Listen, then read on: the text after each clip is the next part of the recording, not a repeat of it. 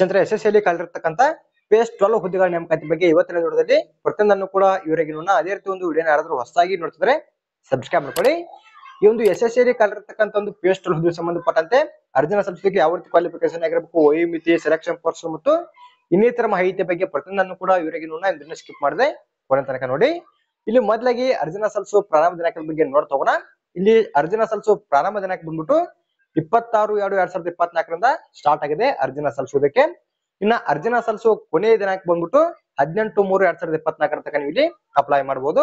ಇನ್ನ ಯಾವ ರೀತಿ ಅಪ್ಲೈ ಮಾಡ್ಬೇಕಂದ್ರೆ ಆನ್ಲೈನ್ ಮೂಲಕ ನೀವು ಇಲ್ಲಿ ಅಪ್ಲೈ ಮಾಡಬೇಕಾಗುತ್ತೆ. ಒಂದು ಅಪ್ಲೈ ಮಾಡೋ ಲಿಂಕ್ ಕೂಡ ನಮ್ಮ ಟೆಲಿಗ್ರಾಮ್ ಗ್ರೂಪ್ ಅಲ್ಲಿ ಹಾಕಿರ್ತೀನಿ. ಎಲಿಜಿಬಲ್ ಆಗಿರ್ತಕ್ಕಂಥ ಅಭ್ಯರ್ಥಿಗಳ ಒಂದು ಲಿಂಕ್ ಮೇಲೆ ಕ್ಲಿಕ್ ಮಾಡ್ಕೊಂಡು ಅರ್ಜಿನ ಸಲ್ಲಿಸಬಹುದು. ಇನ್ನ ಅರ್ಜಿನ ಸಲ್ಲಿಸೋದಕ್ಕೆ ಯಾರೆಲ್ಲ ಎಲಿಜಿಬಲ್ ಆಗಿರ್ತಾರೆ ಅದರ ಬಗ್ಗೆ ಕೂಡ ನಿಮಗೆ ಮುಂದೆ ಇವರಿಗೆ ತಿಳಿಸಿಕೊಡ್ತೀನಿ. ಇನ್ನ ಇದಾದ್ಮೇಲೆ ನೀವು ಇಲ್ಲಿ ಆನ್ಲೈನ್ ಮೂಲಕ ಒಂದು ಪೇಮೆಂಟ್ ಅನ್ನು ಮಾಡುವ ಕೊನೆಯ ದಿನಾಂಕ ಬಂದ್ಬಿಟ್ಟು 19/3/2024 ತನಕ ನಮಗೆ ಇಲ್ಲಿ ಕಾಲಾವಕಾಶ ಕೂಡ ಇರತಕ್ಕಂಥದ್ದು. ಇನ್ನ ನೀವೇನಾದ್ರೂ ಇಲ್ಲಿ ಅರ್ಜಿನ ಸಲ್ಲಿಸುವಾಗ ಯಾವ್ದಾದ್ರು ತಪ್ಪುಗಳನ್ನ ಮಾಡಿದ್ರೆ ಒಂದು ತಪ್ಪುಗಳನ್ನ ಕರೆಕ್ಷನ್ ಮಾಡ್ಕೋದಕ್ಕೆ ಒಂದು ಡೇಟ್ಸ್ ಗಳು ಬಂದ್ಬಿಟ್ಟು 22/3/2024 24/3/2024 ತನಕ ನೀವು ಇಲ್ಲಿ ಒಂದು ಕರೆಕ್ಷನ್ ಕೂಡ ಮಾಡ್ಕೋಬಹುದು. ಇನ್ನ ಇದಾದ್ಮೇಲೆ ಒಂದು ಕಂಪ್ಯೂಟರ್ ಬೇಸ್ಡ್ ಎಕ್ಸಾಮಿನೇಷನ್ ಡೇಟ್ ಕೂಡ ಅವರು ಕೊಟ್ಟಿರತಕ್ಕಂಥದ್ದು 6-8 ಮೇ ಅಂತ ಕೊಡಿದ್ರೆ ಅಂದ್ರೆ ಮೇ ಮಂತ್ ಅಲ್ಲಿ ಒಂದು ಎಕ್ಸಾಮ್ ಕೂಡ ಇರುತ್ತೆ ಅಂತ ಅವರು ಇಲ್ಲಿ ಡೇಟ್ ಕೂಡ ಕೊಟ್ಟಿರ್ತಕ್ಕಂಥದ್ದು. ಇಲ್ಲಿ ಕಳಿರ್ತಕ್ಕಂಥ ಉದ್ದೇಶ ಸಂಬಂಧಪಟ್ಟಂತೆ ಯಾರೆಲ್ಲ ಅರ್ಜಿನ ಸಲ್ಲಿಸಬೇಕಂತ ಅನ್ಕೊಂಡಿರ್ತಾರಲ್ಲ ಇಲ್ಲಿ ಕೊಟ್ಟಿರ್ತಕ್ಕಂಥ ಪ್ರತಿಯೊಂದು ಮಾಹಿತಿ ಕೂಡ ಸರಿಯಾಗಿ ಚೆಕ್ ಮಾಡ್ಕೊಂಡು ನೀವು ಇಲ್ಲಿ ಅಪ್ಲೈ ಮಾಡ್ಬೇಕು. ಇನ್ನ ಇದಾದ್ಮೇಲೆ ನೀವು ಇಲ್ಲಿ ಏನಾದ್ರು ಅರ್ಜಿನ ಸಲ್ಲಿಸುವಾಗ ಯಾವ್ದಾದ್ರು ಕಾಲಂಗಳನ್ನ ಫಿಲ್ಅಪ್ ಮಾಡುವಾಗ ನಿಮ್ಗೆ ಗೊತ್ತಾಗದಲ್ಲಿ ಇಲ್ಲಿ ಕೆಳಗಡೆ ಕೊಟ್ಟಿರ್ತಕ್ಕಂಥ ಸಹಾಯವಾಣಿ ಸಂಖ್ಯೆಗೆ ಕರೆ ಮಾಡಿ ನಿಮ್ಗೆ ಇರ್ತಕ್ಕಂಥ ಡೌಟ್ ಗಳನ್ನ ಕ್ಲಿಯರ್ ಮಾಡ್ಕೊಂಡು ನೀವು ಇಲ್ಲಿ ಅಪ್ಲೈ ಮಾಡಬಹುದು. ಇಲ್ಲಿ ಪ್ರತಿಯೊಂದನ್ನು ಕೂಡ ಅವರು ಕೊಡಿದ್ರೆ ಕರೆಕ್ಟ್ ಆಗಿ ಚೆಕ್ ಮಾಡ್ಕೊಂಡು ನೀವು ಇಲ್ಲಿ ಅಪ್ಲೈ ಮಾಡ್ಬೇಕು. ಇನ್ನ ಈಗಾಗಲೇ ಇಲ್ಲಿ ಅರ್ಜಿನ ಸಲ್ಲಿಸೋದಕ್ಕೆ ಪ್ರಾರಂಭ ಕೂಡ ಆಗಿರ್ತಕ್ಕಂಥದ್ದು. ಇನ್ನು ಲಾಸ್ಟ್ ಡೇಟ್ ಬಂದ್ಬಿಟ್ಟು 18/3/2024 ತನಕ ನೀವು ಇಲ್ಲಿ ಅಪ್ಲೈ ಮಾಡಬಹುದು. ಒಂದು ಅಪ್ಲೈ ಮಾಡೋ ಲಿಂಕ್ ಅನ್ನ ನಮ್ಮ ಟೆಲಿಗ್ರಾಮ್ ಗ್ರೂಪ್ ಹಾಕಿರ್ತೀನಿ. ಎಲಿಜಿಬಲ್ ಆಗಿರ್ತಕ್ಕಂಥ ಅಭ್ಯರ್ಥಿಗಳೇ ಆ ಒಂದು ಲಿಂಕ್ ಮೇಲೆ ಕ್ಲಿಕ್ ಮಾಡ್ಕೊಂಡು ನೀವು ಇಲ್ಲಿ ಅಪ್ಲೈ ಮಾಡಬಹುದಾಗಿರುತ್ತೆ. ಇನ್ನ ಇಲ್ಲಿ ಕಲಿರ್ತಕ್ಕಂಥ ಉದ್ದೇಶ ಸಂಬಂಧಪಟ್ಟಂತೆ ಅರ್ಜಿನ ಸಲ್ಲಿಸೋದಕ್ಕೆ ಯಾವ ರೀತಿ ಕ್ವಾಲಿಫಿಕೇಶನ್ ಆಗಿರ್ಬೇಕಂದ್ರೆ 10ನೇ ತರಗತಿ ಪಾಸ್ ಆಗಿರ್ತಕ್ಕಂಥ ಅಭ್ಯರ್ಥಿ ಕೂಡ ಇಲ್ಲಿ ಅಪ್ಲೈ ಮಾಡಬಹುದು. ಇನ್ನ PUC ಪಾಸ್ ಆಗಿರ್ತಕ್ಕಂಥ ಅಭ್ಯರ್ಥಿ ಕೂಡ ಇಲ್ಲಿ ಅಪ್ಲೈ ಮಾಡಬಹುದು. ಇನ್ನ ಡಿಗ್ರಿ ಪಾಸ್ ಆಗಿರ್ತಕ್ಕಂಥ ಅಭ್ಯರ್ಥಿ ಕೂಡ ಇಲ್ಲಿ ಅಪ್ಲೈ ಮಾಡಬಹುದಾಗಿರುತ್ತೆ. ಇಲ್ಲಿ ಕೊಟ್ಟಿರ್ತಕ್ಕಂಥ 3 ಕ್ವಾಲಿಫಿಕೇಶನ್ ಅಲ್ಲಿ ಯಾವ್ದಾದ್ರು ಒಂದು ಕ್ವಾಲಿಫಿಕೇಶನ್ ಆಗಿದ್ರು ಕೂಡ ನೀವು ಇಲ್ಲಿ ಅಪ್ಲೈ ಮಾಡಬಹುದು. ಇನ್ನ ಇಲ್ಲಿ ಮೊದಲನೇ ಹಂತದಲ್ಲಿ ರಿಟನ್ ಟೆಸ್ಟ್ ಇರುತ್ತೆ ಕಂಪ್ಯೂಟರ್ ಬೇಸ್ಡ್.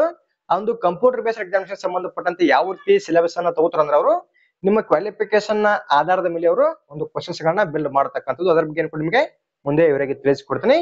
ಇನ್ನೊಂದು SSLC ಕಲಿರ್ತಕ್ಕಂಥ ಒಟ್ಟು ಪೇಸ್ 12 ಹುದ್ದೆಗಳ ಸಂಖ್ಯೆ ಬಂದ್ಬಿಟ್ಟು 2049 ಹುದ್ದೆಗಳಲ್ಲಿ ಟೋಟಲ್ ಆಗಿ ಖಾಲಿ ಇರ್ತಕ್ಕಂಥದ್ದು. ಇಲ್ಲಿ ಕೊಟ್ಟಿರ್ತಕ್ಕಂಥ ಒಂದು ಮಾಹಿತಿ ಬಗ್ಗೆ ನೀವು ಇಲ್ಲಿ ಸರಿಯಾಗಿ ಚೆಕ್ ಮಾಡ್ಕೊಳ್ಳಿ. ಇನ್ನು ವಯೋಮಿತಿ ಬಗ್ಗೆ ಕೂಡ ಈಗ ಇವರಿಗೆ ತಿಳಿಸಿಕೊಡ್ತೀನಿ. ಇಲ್ಲಿ ಗರಿಷ್ಠವಾಗಿ 30 ವರ್ಷದ ಒಳಗಡೆ ಇರತಕ್ಕಂಥ ಅಭ್ಯರ್ಥಿ ಇಲ್ಲಿ ಅಪ್ಲೈ ಮಾಡಬಹುದು. ಅದನ್ನು ಕೂಡ ಅವರು ಸಪರೇಟ್ ಆಗಿ ಲಿಸ್ಟ್ ನ ಕೊಡಿದ್ರೆ ಇಲ್ಲಿ ಕೊಟ್ಟಿರ್ತಕ್ಕಂಥ ಲಿಸ್ಟ್ ಅನ್ನ ಸರಿಯಾಗಿ ಚೆಕ್ ಮಾಡ್ಕೊಂಡು ನಿಮ್ದು ಎಷ್ಟು ವಯೋಮಿತಿ ಆಗಿರುತ್ತೆ ಇಲ್ಲಿ ಕೊಟ್ಟಿರ್ತಕ್ಕಂಥ ಬರ್ನ್ ಬಿಟ್ವೀನ್ ಬಗ್ಗೆ ಸರಿಯಾಗಿ ಚೆಕ್ ಮಾಡ್ಕೊಂಡು ನೀವು ಇಲ್ಲಿ ಅಪ್ಲೈ ಮಾಡಬೇಕು. ಇಲ್ಲಿ ಮೊದಲಾಗಿ ಕೊಡದೆ ನೋಡ್ಕೊಂಡು ಇಲ್ಲಿ ಏಜ್ ಮತ್ತೆ ರಿಮಾರ್ಕ್ ಅನ್ನು ಕೂಡ ಅವರು ಕೊಟ್ಟಿರ್ತಕ್ಕಂಥದ್ದು. ಇಲ್ಲಿ ಮೊದಲಾಗಿ ಬಂದ್ಬಿಟ್ಟು for the post for which age ಅಂತ ಕೊಡಿದ್ರೆ ಇಲ್ಲಿ ನೋಡ್ಕೊಂಡು ನೀವು ಮೊದಲಾಗಿ 18ರಿಂದ 25 ವರ್ಷದ ಒಳಗಡೆ ಇರತಕ್ಕಂಥ ಅಭ್ಯರ್ಥಿ ಬಂದ್ಬಿಟ್ಟು ಇಲ್ಲಿ ಮುಂದ್ಗಡೆ ಕೊಟ್ಟಿರ್ತಕ್ಕಂಥ ಬರ್ನ್ ಬಿಟ್ವೀನ್ ನೀವು ಇಲ್ಲಿ ಚೆಕ್ ಮಾಡ್ಕೋಬೇಕು. ಅಂದ್ರೆ ಇಲ್ಲಿ ಕೊಟ್ಟಿರ್ತಕ್ಕಂಥ ಬರ್ನ್ ಬಿಟ್ವೀನ್ ಯಾರೆಲ್ಲ ಇರ್ತಲ್ಲ ಅವ್ರು ಬಂದ್ಬಿಟ್ಟು 18ರಿಂದ 25 ವರ್ಷ ಅಂತ ಕನ್ಸಿಡರ್ ಆಗುತ್ತೆ ವಯೋಮಿತಿ ಬಂದ್ಬಿಟ್ಟು. ಇನ್ನು 18ರಿಂದ 27 ಅಂತ ಕೊಟ್ರೆ ಇಲ್ಲಿ ನೋಡಿದ್ವಿ ಇಲ್ಲಿ ಅವರು ಬರ್ನ್ ಬಿಟ್ವೀನ್ ಕೊಟ್ಟಿದ್ರೆ 1997 ಇದೆ, ಇಲ್ಲಿ 1999 ಅಂತ ಕೊಡಿದ್ರೆ ಈ ರೀತಿಯಾಗಿ ನೀವು ನಿಮ್ಮ ಡೇಟ್ ಆಫ್ ಬರ್ತ್ ಅನ್ನ ಚೆಕ್ ಮಾಡ್ಕೊಂಡು ನೀವು ಇಲ್ಲಿ ಅಪ್ಲೈ ಮಾಡಬಹುದು. ಇನ್ನು ಗರಿಷ್ಠವಾಗಿ ಇಲ್ಲಿ ವಯೋಮಿತಿ ಬಂದ್ಬಿಟ್ಟು ಅಂದ್ರೆ ಯಾರೆಲ್ಲ ಲಾಸ್ಟ್ ವರ್ಷದವರೆಗೆ ಅಪ್ಲೈ ಮಾಡಬಹುದು ಅಂದ್ರೆ 35 ವರ್ಷದ ಒಳಗಡೆ ಇರತಕ್ಕಂಥ ಅಭ್ಯರ್ಥಿ ಕೂಡ ಅಪ್ಲೈ ಮಾಡಬಹುದು. ಇನ್ನ 37 ವರ್ಷದ ಒಳಗಡೆ ಇದೆ, ನಂತರ ಇಲ್ಲಿ 42 ವರ್ಷದ ಒಳಗಡೆ ಇರತಕ್ಕಂಥ ಅಭ್ಯರ್ಥಿ ಕೂಡ ಇಲ್ಲಿ ಅಪ್ಲೈ ಮಾಡಬಹುದು. ಇಲ್ಲಿ ಪ್ರತಿಯೊಂದು ವಯೋಮಿತಿ ಬಗ್ಗೆ ಅವರು ಕೊಡಿದ್ರೆ ಕರೆಕ್ಟ್ ಆಗಿ ನಿಮ್ದು ಎಷ್ಟು ಒಂದು ಬರ್ನ್ ಬಿಟ್ವೀನ್ ಇರುತ್ತಲ್ಲ ಕರೆಕ್ಟ್ ಆಗಿ ಚೆಕ್ ಮಾಡ್ಕೊಂಡು ನೀವು ಇಲ್ಲಿ ಅಪ್ಲೈ ಮಾಡಬಹುದು. ಇಲ್ಲಿ ಕೊಟ್ಟಿರ್ತಕ್ಕಂಥ ಪ್ರತಿಯೊಬ್ಬರು ಕೂಡ ನೀವು ಇಲ್ಲಿ ಅಪ್ಲೈ ಮಾಡಬಹುದು. ಒಟ್ಟಲ್ಲಿ ಕ್ವಾಲಿಫಿಕೇಶನ್ ಕಂಪ್ಲೀಟ್ ಆಗಿರ್ಲೇಬೇಕು. ಒಂದು 10ನೇ ತರಗತಿ ಆದ್ರೂ ಆಗಿರ್ಬೇಕು, ಇಲ್ಲಾಂದ್ರೆ PUC ಆದ್ರೂ ಆಗಿರ್ಬೇಕು, ಇಲ್ಲಾಂದ್ರೆ ನೀವು ಡಿಗ್ರಿ ಆದ್ರೂ ಆಗಿದ್ರು ಕೂಡ ನೀವು ಇಲ್ಲಿ ಅಪ್ಲೈ ಮಾಡಬಹುದು. ಒಂದು ಕೊಟ್ಟಿರ್ತಕ್ಕಂಥ 3 ಕ್ವಾಲಿಫಿಕೇಶನ್ ಅಲ್ಲಿ ಯಾವ್ದಾದ್ರು ಒಂದು ಕ್ವಾಲಿಫಿಕೇಶನ್ ಕಂಪ್ಲೀಟ್ ಮಾಡ್ಕೊಂಡು ಈಸಿಯಾಗಿ ನೀವು ಇಲ್ಲಿ ಅಪ್ಲೈ ಮಾಡಬಹುದು. ಇನ್ನ ವಯೋಮಿತಿ ಸಲಿಕೆ ಕೂಡ ಸಿಗುತ್ತೆ. SC ಮತ್ತು ST ಅವರಿಗೆ ಸಂಬಂಧಪಟ್ಟಂತೆ 5 ವರ್ಷದ ತನಕ ವಯೋಮಿತಿ ಸಲಿಕೆ ಸಿಗುತ್ತೆ. ಇನ್ನು OBC ಅಭ್ಯರ್ಥಿ ಸಂಬಂಧಪಟ್ಟಂತೆ ಇಲ್ಲಿ 3 ವರ್ಷದ ತನಕ ವಯೋಮಿತಿ ಸಲಿಕೆ ಕೂಡ ಸಿಗತಕ್ಕಂಥದ್ದು.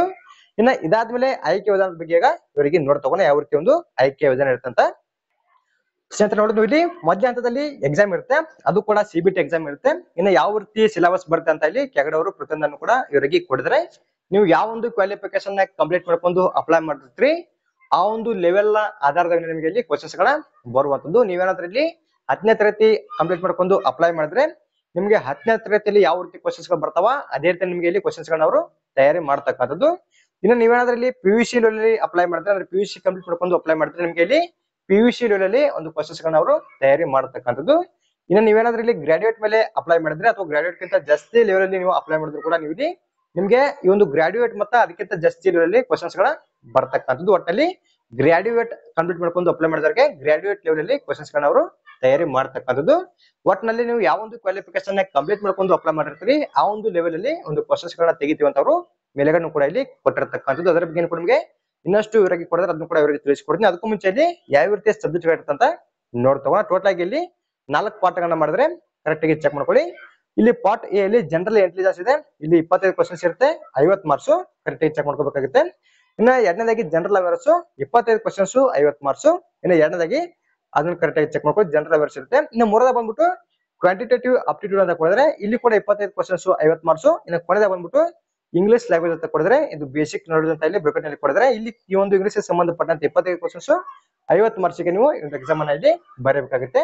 ಇನ್ನೊಂದು ಎಕ್ಸಾಮ್ ಅನ್ನ ಬರೋದಕ್ಕೆ ಕಾಲಾವಕಾಶ ಬಂದ್ಬಿಟ್ಟು 60 ನಿಮಿಷ ನಿಮಗೆ ಇಲ್ಲಿ ಕಾಲಾವಕಾಶ ಕೂಡ ಇರತಕ್ಕಂಥದ್ದು. ಅಂದ್ರೆ 1 ಗಂಟೆ ನಿಮಗೆ ಇಲ್ಲಿ ಕಾಲಾವಕಾಶ ಕೂಡ ಇರುವಂತದ್ದು. ಯಾರೆಲ್ಲ ಅಪ್ಲೈ ಮಾಡ್ಬೇಕಂತ ಅನ್ಕೊಂಡಿರ್ತಿರಲ್ಲ ಇಲ್ಲಿ ಕೊಟ್ಟಿರ್ತಕ್ಕಂಥ ಸಿಲೆಬಸ್ ಬಗ್ಗೆ ಸರಿಯಾಗಿ ಚೆಕ್ ಮಾಡ್ಕೊಂಡು ನೀವು ಇಲ್ಲಿ ಅಪ್ಲೈ ಮಾಡ್ಬೇಕಾಗತ್ತೆ. ಇನ್ನ ಇದಾದ್ಮೇಲೆ ಒಂದು ಎಕ್ಸಾಮ್ ಗೆ ನೆಗೆಟಿವ್ ಮಾರ್ಕಿಂಗ್ ಕೂಡ ಇರುತ್ತೆ. ಯಾವ ರೀತಿ ನೆಗೆಟಿವ್ ಮಾರ್ಕಿಂಗ್ ಇರ್ತಂದ್ರೆ ನಿಮ್ದು ಏನಾದ್ರೂ ಒಂದು ತಪ್ಪದಲ್ಲಿ 0.50 ಮಾರ್ಕ್ಸ್ ಕಟ್ ಆಗುತ್ತೆ. ಕರೆಕ್ಟ್ ಆಗಿ ನೋಡ್ಕೋಬೇಕು ನೀವು ಇಲ್ಲಿ ನಿಮ್ದು ಏನಾದ್ರೂ ಒಂದು ತಪ್ಪದಲ್ಲಿ 0.50 ಮಾರ್ಕ್ಸ್ ಕಟ್ ಆಗುತ್ತೆ. ಅದೇ ರೀತಿ ಟೋಟಲ್ ಆಗಿ 2 ತಪ್ಪದಲ್ಲಿ ಒಂದು ಸರಿ ಇರತಕ್ಕಂಥ ಮಾರ್ಕ್ಸ್ ಕೂಡ ನಿಮ್ಗೆ ಇಲ್ಲಿ ಕಟ್ ಆಗುವಂತದ್ದು. ಇಲ್ಲಿ ಕರೆಕ್ಟ್ ಆಗಿ ಒಂದು ಆಯ್ಕೆ ಯಾವ್ದಾದ ಬಗ್ಗೆ ನೀವು ಇಲ್ಲಿ ಸರಿಯಾಗಿ ಚೆಕ್ ಮಾಡ್ಕೋಬೇಕು. ಇನ್ನು ಇದಾದ್ಮೇಲೆ ಇಲ್ಲಿ ಅವರು ಕ್ವಶನ್ಸ್ ಗಳನ್ನ ಯಾವ ಒಂದು ಲೆವೆಲ್ ಅಲ್ಲಿ ತೆಗಿತೀವಿ ಅಂತ ಕೂಡ ಇಲ್ಲಿ ಕೊಡೋದ್ರ ಜೊತೆಗೆ ಒಂದು ಸಬ್ಜೆಕ್ಟ್ ಗೆ ಸಂಬಂಧಪಟ್ಟಂತೆ ಯಾವ ರೀತಿ ಚಾಪ್ಟರ್ ಗಳು ಇರುತ್ತೆ ಅಂತ ಕೂಡ ಇಲ್ಲಿ ಕೆಳಗಡೆ ಅವರು ಪ್ರತಿಯೊಂದನ್ನು ಕೂಡ ಇಲ್ಲಿ ಕೊಟ್ಟಿರತಕ್ಕಂಥದ್ದು. ಇನ್ನು ನಾವು 10ನೇ ಮೇಲೆ ಅಪ್ಲೈ ಮಾಡ್ತಾ ಇದೀವಿ, ನಾವ್ ಯಾವ ರೀತಿ ಒಂದು ಸಿಲೆಬಸ್ ಚೆಕ್ ಮಾಡ್ಕೋಬೇಕು ಅಂತ ನೀವು ಅನ್ಕೋಬಹುದು. ಇಲ್ಲಿ ನೋಡ್ಕೋಬಹುದು ನೀವು ಡೈರೆಕ್ಟ್ ಆಗಿ ಅವರು ಕ್ವಾಲಿಫಿಕೇಶನ್ ಆಧಾರದ ಮೇಲೆ ಸಿಲೆಬಸ್ ಕೂಡ ಕೊಡಿದ್ರೆ ಇಲ್ಲಿ ಮೊದಲಾಗಿ ನೀವು 10ನೇ ತರಗತಿ ಮೇಲೆ ಅಪ್ಲೈ ಮಾಡ್ತಿದ್ರೆ ಇಲ್ಲಿ ಮೆಟ್ರಿಕ್ಯುಲೇಷನ್ ಲೆವೆಲ್ ಅಂತ ಕೊಡೋದಲ್ಲ. ನೀವೇನಾದ್ರೂ 10ನೇ ತರಗತಿ ಮೇಲೆ ಅಪ್ಲೈ ಮಾಡ್ತಿದ್ರೆ ಇಲ್ಲಿ ಕೊಟ್ಟಿರ್ತಕ್ಕಂಥ ಸಿಲೆಬಸ್ ನೀವು ಇಲ್ಲಿ ಸರಿಯಾಗಿ ಚೆಕ್ ಮಾಡ್ಕೋಬೇಕು. ಇಲ್ಲಿಂದ ಹಿಡಿದು ನಾವು 4 ಪಾಠಗಳನ್ನ ಕೊಡಿದ್ರೆ ಇಲ್ಲಿ ಕೊಟ್ಟಿರ್ತಕ್ಕಂಥ 4 ಪಾಠಗಳು ಬಂದ್ಬಿಟ್ಟು 10ನೇ ತರಗತಿ ಮೇಲೆ ಅರ್ಜಿನ ಸಲ್ಲಿಸಿದವರಿಗೆ ಅಪ್ಲೈ ಆಗುತ್ತೆ. ಇನ್ನು ನೀವೇನಾದ್ರೂ PUC ಮೇಲೆ ಅಪ್ಲೈ ಮಾಡಿದ್ರೆ ಇಲ್ಲಿ ಸೆಕೆಂಡ್ ನಲ್ಲಿ ಸ್ವೈಪ್ ಮಾಡ್ತಾ ಬಂದು ಇಲ್ಲಿ ಕಾಣ್ತಿರ್ತಕ್ಕಂಥ 10+2 ಹೈಯರ್ ಸೆಕೆಂಡರಿ ಲೆವೆಲ್ ಅಂತ ಕೊಡೋದಲ್ಲ ಇಲ್ಲಿ ಕೊಟ್ಟಿರ್ತಕ್ಕಂಥ ಒಂದು ಚಾಪ್ಟರ್ ಗಳನ್ನ ನೀವು ಇಲ್ಲಿ ಸರಿಯಾಗಿ ಚೆಕ್ ಮಾಡ್ಕೋಬೇಕು. ಯಾರೆಲ್ಲ PUC ಮೇಲೆ ಅಪ್ಲೈ ಮಾಡಿರ್ತೀರಿ ನೀವು ಇಲ್ಲಿ ಕೊಟ್ಟಿರ್ತಕ್ಕಂಥ ಒಂದು ಸಿಲೆಬಸ್ ಅನ್ನ ಸರಿಯಾಗಿ ಚೆಕ್ ಮಾಡ್ಕೊಳ್ಳಿ. ಇನ್ನು ಇದಾದ್ಮೇಲೆ ಯಾರಾದ್ರೂ ಡಿಗ್ರಿ ಮೇಲೆ ಅಪ್ಲೈ ಮಾಡ್ತಿದ್ರೆ ನೀವು ಇಲ್ಲಿ ಕೆಳಗಡೆ ಕೊಟ್ಟಿರ್ತಕ್ಕಂಥ ಒಂದು ಸಿಲೆಬಸ್ ನ ಚೆಕ್ ಮಾಡ್ಕೋಬೇಕು. ಇಲ್ಲಿ ಪ್ರತಿಯೊಂದರ ಬಗ್ಗೆ ಕೂಡ ಅವರು ಇವರಾಗಿ ಕೊಡಿದ್ರೆ ಯಾರೆಲ್ಲ ಅಪ್ಲೈ ಮಾಡ್ಬೇಕಂತ ಅನ್ಕೊಂಡಿರ್ತಾರಲ್ಲ ಇಲ್ಲಿ ಕೊಟ್ಟಿರ್ತಕ್ಕಂಥ ಒಂದು ಮಾಹಿತಿ ಬಗ್ಗೆ ಸರಿಯಾಗಿ ಚೆಕ್ ಮಾಡ್ಕೊಳ್ಳಿ. ಇನ್ನು ಇದಾದ್ಮೇಲೆ ಅಪ್ಲಿಕೇಶನ್ ಫೀ ಕೂಡ ಇರುತ್ತೆ. ಯಾವ ರೀತಿ ಅಪ್ಲಿಕೇಶನ್ ಫೀ ಇರುತ್ತೆ ಅಂತ ನೋಡ್ತಾವನೀಗ. ಇಲ್ಲಿ ಟೋಟಲ್ ಆಗಿ 100 ರೂಪಾಯಿ ಅಪ್ಲಿಕೇಶನ್ ಫೀ ಇರುತ್ತೆ.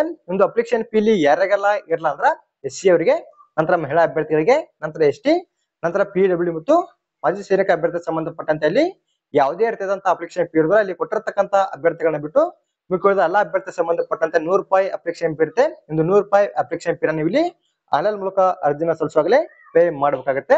ಇನ್ನು ನಿಮ್ಗೆ ಏನಾದ್ರು ಅರ್ಜಿನ ಸಲ್ಲಿಸೋದ್ರ ಬಗ್ಗೆ ಗೊತ್ತಾಗದಲ್ಲಿ ಇಲ್ಲಿ ಮೇಲ್ಗಡೆ ಅವರು ಸ್ಟೆಪ್ಸ್ ಕೂಡ ಕೊಡಿದ್ರೆ ಇಲ್ಲಿ ಕೊಟ್ಟಿರ್ತಕ್ಕಂಥ ಒಂದು ಸ್ಟೆಪ್ಸ್ ಗಳನ್ನ ಫಾಲೋ ಮಾಡ್ಕೊಂಡು ಕೂಡ ನೀವು ಇಲ್ಲಿ ಈಜಿಯಾಗಿ ಅಪ್ಲೈ ಮಾಡಬಹುದು. ಇನ್ನೊಂದು ಅಪ್ಲೈ ಮಾಡೋ ಲಿಂಕ್ ಅನ್ನು ಕೂಡ ನಮ್ಮ ಟೆಲಿಗ್ರಾಮ್ ಗ್ರೂಪ್ ಅಲ್ಲಿ ಹಾಕಿರ್ತೀನಿ. ಎಲಿಜಿಬಲ್ ಆಗಿರ್ತಕ್ಕಂಥ ಅಭ್ಯರ್ಥಿಗಳೇ ಒಂದು ಲಿಂಕ್ ಮೇಲೆ ಕ್ಲಿಕ್ ಮಾಡ್ಕೊಂಡು ನೀವು ಇಲ್ಲಿ ಅಪ್ಲೈ ಮಾಡಿ.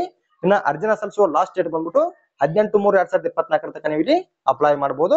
ಕರೆಕ್ಟ್ ಆಗಿ ಚೆಕ್ ಮಾಡ್ಕೊಂಡು ನೀವು ಇಲ್ಲಿ ಅಪ್ಲೈ ಮಾಡ್ಕೊಳ್ಳಿ. ಇನ್ನೊಂದು ನೋಟಿಫಿಕೇಶನ್ ಆಗಲಿ ಒಂದು ಅಪ್ಲೈ ಮಾಡ್ಲಿಕ್ಕೆ ಎರಡನ್ನು ಕೂಡ ನಮ್ಮ ಟೆಲಿಗ್ರಾಮ್ ಗ್ರೂಪ್ ಅಲ್ಲಿ ಹಾಕಿರ್ತೀನಿ. ಅದೇ ರೀತಿ ಒಂದು ಮಾಹಿತಿ ನಮಗೆ ಇಷ್ಟದಲ್ಲಿ ನಮ್ಮ ಚಾನಲ್ ಸಬ್ಸ್ಕ್ರೈಬ್ ಮಾಡಿ ಲೈಕ್ ಮಾಡ್ರಿ. ನಿಮ್ಮ ಸ್ನೇಹಿತರು ಕೂಡ ಶೇರ್ ಮಾಡಿ, ಅವರು ಕೂಡ ಒಂದು ಸಂಬಂಧಪಟ್ಟಂತೆ ಇಲ್ಲಿ ಅರ್ಜಿನ ಸಲ್ಲಿಸಲಿ. ಅದೇ ರೀತಿ ಮತ್ತೆ ಮುಂದಿನ ಭೇಟಿ ಆಗೋಣ. Thanks for watching.